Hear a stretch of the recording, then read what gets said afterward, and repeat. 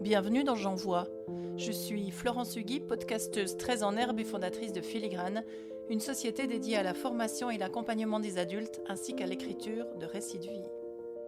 Pour ce 8e épisode, je suis invitée à vous partager une rencontre marquante. Alors je vous avoue, j'ai galéré. Que vous proposer qui ne soit pas trop intime, mais en même temps intéressant à partager, sans instrumentaliser les personnes que j'ai pu rencontrer justement? J'ai laissé poser. Et puis, ce matin, cela m'est apparu très clairement, je vais vous parler de Mireille. Mireille ne sait pas qu'elle est pour moi une rencontre marquante. Je ne lui ai jamais dit. Pour vous, elle est une Mireille parmi d'autres. Pour moi, elle m'a permis de bouleverser ma vie. Nous sommes en 2008. Mon boulot à la télé se passe mal, très mal. Je pleure chaque matin avant d'aller travailler. Je suis reléguée aux aimables sujets de fin de journal, soit évidemment ceux qui n'ont aucun intérêt. Je suis vidée, peu à peu, de toute ma substance. Je suis mobée, très mobée, par un homme qui, des années plus tard, sera condamné pour avoir fait subir le même sort à des générations de journalistes.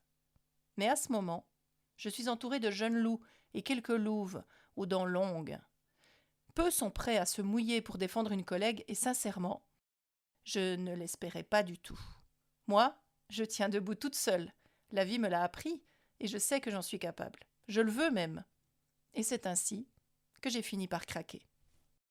Un matin, je reste clouée au lit. Burn-out, certificat médical. Florence ne sera là pour personne durant le prochain mois. Je m'en souviens comme si c'était hier. C'était un mois de septembre très ensoleillé que j'ai passé à faire des balades à vélo et à respirer le bon air du lac de chez moi.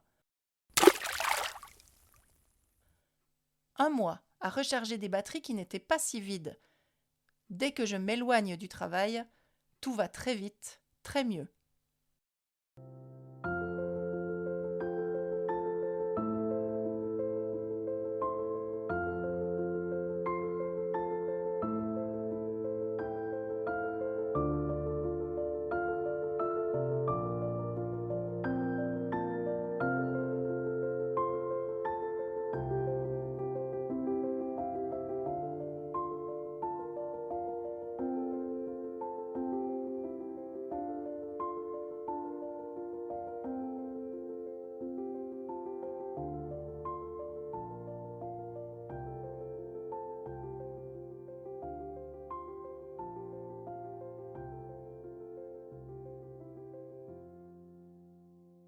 Au fond de ma tête flotte depuis un moment l'idée de démissionner et de créer mon propre travail. À ce moment-là, je ne me laisse même pas imaginer que ça pourrait être une vraie entreprise.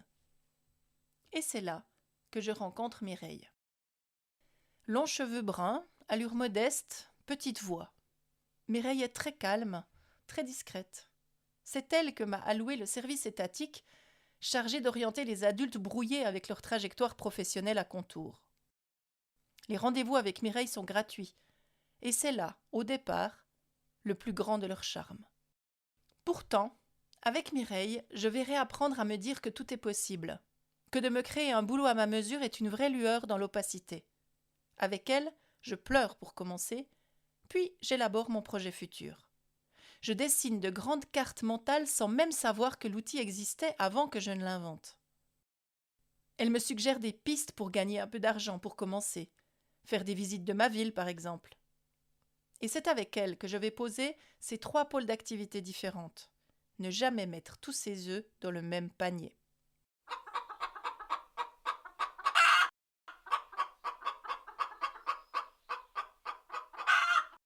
Me souvenir que je sais faire des trucs. Mais alors, comment allons-nous tricoter ces trucs pour qu'ils deviennent une identité professionnelle?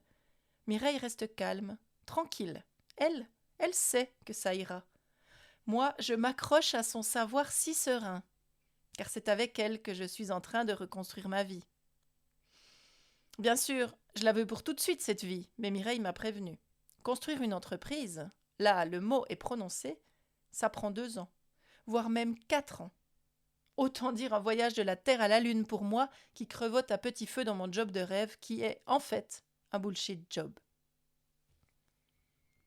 Ça me décourage.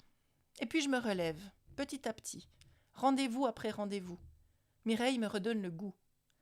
De sa petite voix, elle instille en moi cette certitude. Oui, tout est possible. Il me faudra 4 ans pour faire naître Filigrane, l'entreprise que j'ai créée voici presque 10 ans. 4 ans, une démission, un passage par un autre emploi, un saut de 45 étages, beaucoup de peur, mais que d'excitation.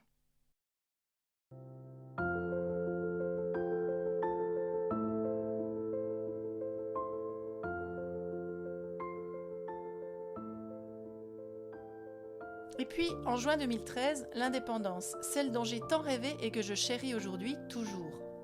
La naissance de Filigrane et de ses fameux 3 pôles d'activité, formation, coaching, écriture. Je n'ai jamais revu Mireille. Je sais que depuis, elle aussi a démissionné, qu'elle aussi a créé son propre emploi. Je me suis retrouvée il y a peu nez à nez avec une porte cochère qui l'annonçait « Mireille X, psychologue et hypnothérapeute ». Elle aussi a ajouté des cordes à son grand arc. Alors, parce que ce podcast ne peut pas servir seulement à m'exercer à mal poser de la musique sur mes mots, ce numéro, je vais le lui envoyer. Chère Mireille, merci.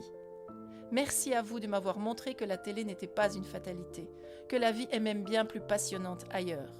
Partout ailleurs, à vrai dire, encore une fois.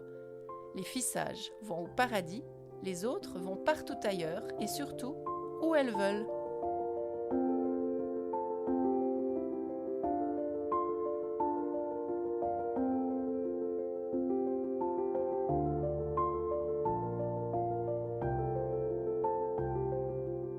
Merci de m'avoir écouté jusqu'au bout. Je vous donne rendez-vous demain pour une autre étape de J'envoie.